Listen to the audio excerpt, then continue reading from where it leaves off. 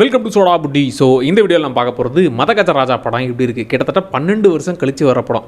இப்போலாம் ஒரு படம் 2 வருஷம் 3 வருஷம் தள்ளி போனாலும் ஐயோ பழசாயிடுமோ, பெருசாக கனெக்ட் ஆகாமல் போயிடுமோ அப்படிங்கிற பயம்லாம் இருக்கும். ஆனால் இந்த படம் 12 வருஷம் கழிச்சு, அதுவும் பொங்கல் ரேஸில் இறங்கியிருக்கு. தலைக்கு இது இல்லை பார்த்தியா, எவ்வளோ தைரியமோ பொங்கல் ரேஸுக்குள்ளே இத்தனை படங்கள் நடுவில் வந்திருக்காரு பார்த்தியான்ற மாதிரி தான் இருந்துச்சு. ஆக்சுவலாக இந்த படம் வர வேண்டியது 2013, 2012 கலகல படம் வந்துருக்குது. அப்போ சுந்தர்சியோட ப்ரைம் டைமில்.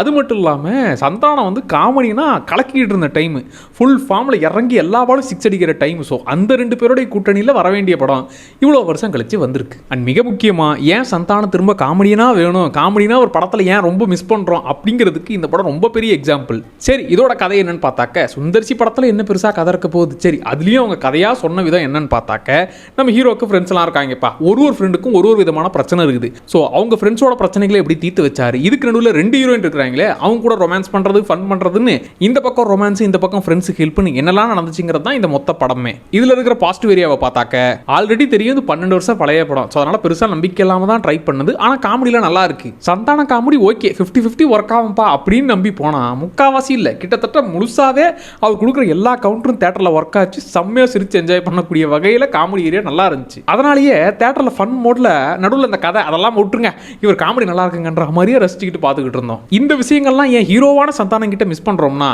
ஹீரோவான சந்தானம்க்கு ஏகப்பட்ட பொறுப்புகள் இருக்குது. ஹீரோயினை காப்பாற்றணும், வில்லனை பழி வாங்கணும், அது இல்லாமல் ஹீரோயிசத்தை மெயின்டைன் பண்ணணும்னு இவ்வளவு ப்ரெஷர் இருக்கிறதுனால பெருசாக அவருடைய காமெடி டெலிவர் ஆகலை.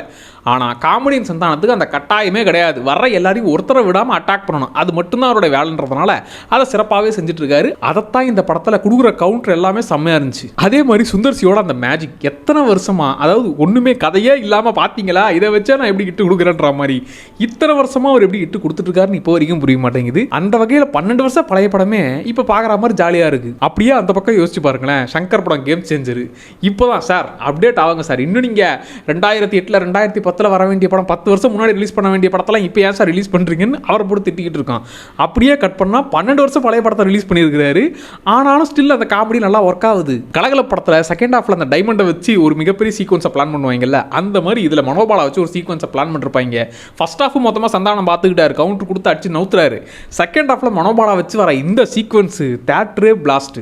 ஐயா சுந்தர்சி ஐயா, இந்த பேய் கதையை துப்பாக்கியை பிடிங்க சிவான்னு கொடுத்தா மாதிரி நீங்களும் லாரன்ஸ் மாஸ்டர்கிட்ட கொடுத்துட்டு இப்படி கலகலப்பு டைப்லேயே இப்படி ஜாலியான ஒரு படம் பண்ணுங்க. இது சூப்பராக உங்களுக்கு செட் ஆகுது. ப்ளஸ் அதே மாதிரி சந்தானமும் காமெடினா வந்தால் இவங்க 2 பேரோட காம்போ பக்காவாக சிங்க் ஆகுது. சரிடா, இந்த படத்தில் எல்லாமே பாசிட்டிவாக இருக்கான்னா அப்படின்லாம் சொல்ல முடியாது, நெகட்டிவ் ஏரியாவும் இருக்குது. ஏன்னா கதைன்றது பெருசாலாம் இல்லை, வழக்கமான அந்த வில்லன் தான். மோட்டிவேஷனல் வசனங்களாக அப்பப்போ வாட்ஸ்அப்பில் ஸ்டேட்டஸ் வைக்கிற மாதிரி நம்ம ஹீரோ வந்து அப்பப்போ பஞ்சலாக் மாதிரி பேசுவார். வில்லன் கேரக்டரை பொறுத்த வரைக்கும் அவர் எவ்வளோ பெரிய அப்பா டக்கர் தெரியுமான்ற மாதிரி கொடுக்குற அந்த பில்டப்லாம், ஓ அப்போ 10 வருஷம் முன்னாடி இப்படிலாம் தான் பில்டப் கொடுத்துட்டு இருந்தாங்களான்ற மாதிரி சில மூமெண்ட்லாம் கொஞ்சம் சிரிப்பாக தான் இருந்துச்சு. ஆனால் அதை மறக்க வைக்கிற அளவுக்கு காமெடி ஏரியா கொஞ்சம் தூக்கலாக இருந்துச்சா, அது எல்லாமே கொஞ்சம் ஒர்க் ஆச்சா, அதனால மற்ற விஷயங்கள்லாம் கொஞ்சம் மறந்துடுறோம். ஆக்சுவலாக படம் ஆரம்பிச்சு கொஞ்ச நேரம் வரைக்கும் பெருசாலாம் ஒன்றும் இல்லையே, ஆஹா பெருசாக சிக்கிட்டோம்டா அப்படிங்கிற மாதிரி லைட்டாக பயம் வந்துச்சு.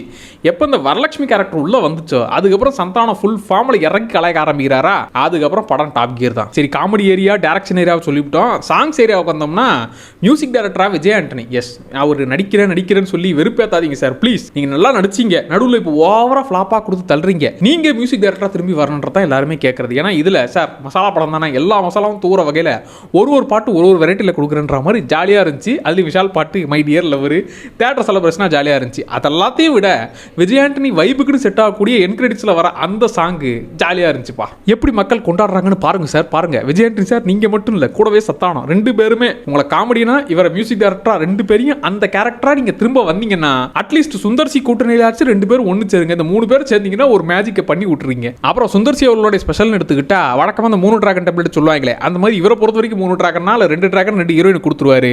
இந்த படத்தில் எக்ஸ்ட்ராவா என்கிரிட்ஸுக்குனே ஒரு சாங்குக்கு ஹீரோயினை கூட்டு வந்து சதா அவர்களையும் கூட்டு வராங்க. ஆல்ரெடி வரலட்சுமி பிளஸ் அஞ்சலி பிளஸ் சதா 3 டிராகனா 3 ஹீரோயினை இறக்கிட்டா. அப்படி பிளஸ் சந்தான காமெடியில் ஒர்க் ஆகி மனுஷன் இந்த வாட்டி ஒரு மேஜிக்கை நிகழ்த்திட்டார். அரண்மனை எடுக்கும் போது தான் சார், உங்ககிட்ட அரண்மனை சீரிஸ் மட்டும் தான் சார் எங்களுக்கு பிடிக்கல, ஆனால் இந்த மாதிரி நீங்கள் கலகலப்பு டைப் டைப்பில் இந்த டைப்பில் எடுத்திங்கன்னா நல்லா இருக்குன்ற மாதிரி தான் இருக்குது. அப்புறம் இதில் கிளாமர் ஏரியாவை பொறுத்த வரைக்கும் கொஞ்சம் தூக்கலாகவே இருக்குது. சுந்தர்சி படங்கள்ல அதெல்லாம் இருக்கத்தானே செய்யும்.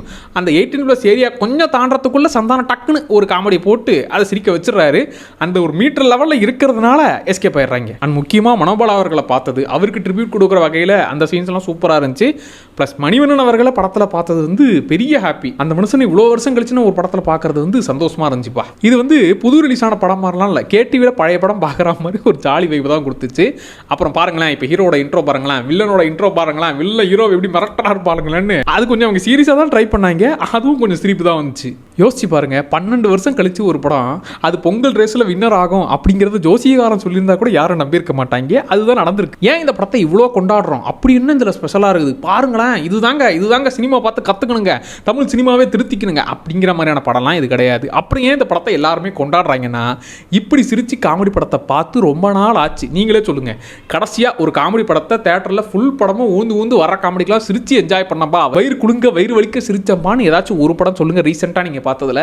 அப்படி எதுவுமே இல்லை. ஒருவேளை சந்தானம் ஹீரோவாக நடித்த படத்தில் கூட 50% தான் ஒர்க் ஆகுது தவிர 50% சந்தானத்துக்காக பொறுத்துக்க வேண்டியதாக இருக்குது அப்படிங்கிற மாதிரி தான் ஃபீல் ஆச்சு. இதில் எல்லா கவுண்டர்ஸும் ஒர்க் ஆகி அப்படி ஜாலியாக ஒரு படத்தை பார்த்ததுனால இந்த காமெடி ஏரியா ரொம்ப வறட்சியாக இருந்தது. அதில் கொஞ்சம் இவங்க இந்த காமெடி படத்தை கொடுத்து நம்மளை ஆறுதல் படுத்திட்டாங்களேன்ற காரணத்துக்காக மக்கள் இவ்வளோ கொண்டாடுறாங்க. அண்ட் வெறும் ரத்தம் தெறிக்க படங்கள், அப்படியே தேட்டர்லேயே வாமிட் எடுக்கக்கூடிய அளவுக்கு கொடூரத்தை கொட்டி வச்சிருக்கிற படங்கள், இதெல்லாம் பார்த்து சலிச்சு போய் கொஞ்சம் சிரிப்பு மூட்டுங்கடா, சிரிப்பு காட்டுங்கடான்னு ஏங்கிக்கிட்டு இருக்கும்போது இந்த படம் இறங்கினதுனால ஜாலியாக தேட்டரில் சந்தானம் கவுண்டர்லாம் என்ஜாய் பண்ணக்கூடிய வகையில் நல்லா இருந்துச்சு. 12 வருஷம் பழைய படம், அதில் நீங்கள் பார்க்கறதுக்கு போதே எல்லாம் ரொம்ப பழசாக இருக்கடான்ற மாதிரி ஃபீல் இருக்கத்தான் செய்யுது. அதை தாண்டி அதை மறக்க வச்சது தான் ஆச்சரியம். ஏன்னா இப்படி நடக்கும்னு நினச்சி கூட பார்க்கல.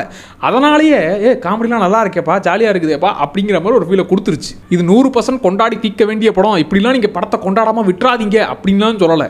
ஃபன் மோடில் ஜாலியாக தேட்டரில் போய்ட்டு சிரித்து என்ஜாய் பண்ணுறதுக்கு இந்த படம் பக்காவான கேரண்டி. ஸோ ஃபேமிலியாக நீங்கள் போய்ட்டு குடும்பங்கள் கொண்டாடும் வெற்றின்னு கலாய்க்கிறதுக்கு சொல்லாமல் உண்மையாகவே இந்த படத்துக்கு சொல்லலாம், குடும்பங்கள் கொண்டாடும் வெற்றியாக தான் இந்த படம் பெருசாக கிளிக் ஆகும். அப்புறம் வில்லன் வர ஏரியா மட்டும் கொஞ்சம் லைட்டாக பொறுத்துக்கோங்க. அவர் வரும்போது மட்டும் கொஞ்சம் சிரிப்பு வர மாதிரி இருக்கும். அதை மட்டும் கொஞ்சம் பொறுத்துட்டிங்கன்னா உண்மையான சிரிப்பை சாண்டா வந்து கவுண்டர் போட்டு கொடுத்துருவாரு. என்னப்பா இந்த படத்தை பொங்கல் வினராக அறிவிச்சிடலாமா அப்படிங்கிற மாதிரி தான் ஃபீல் ஆகுது. ஸோ நல்லா இருந்துச்சுப்பா இந்த படம்.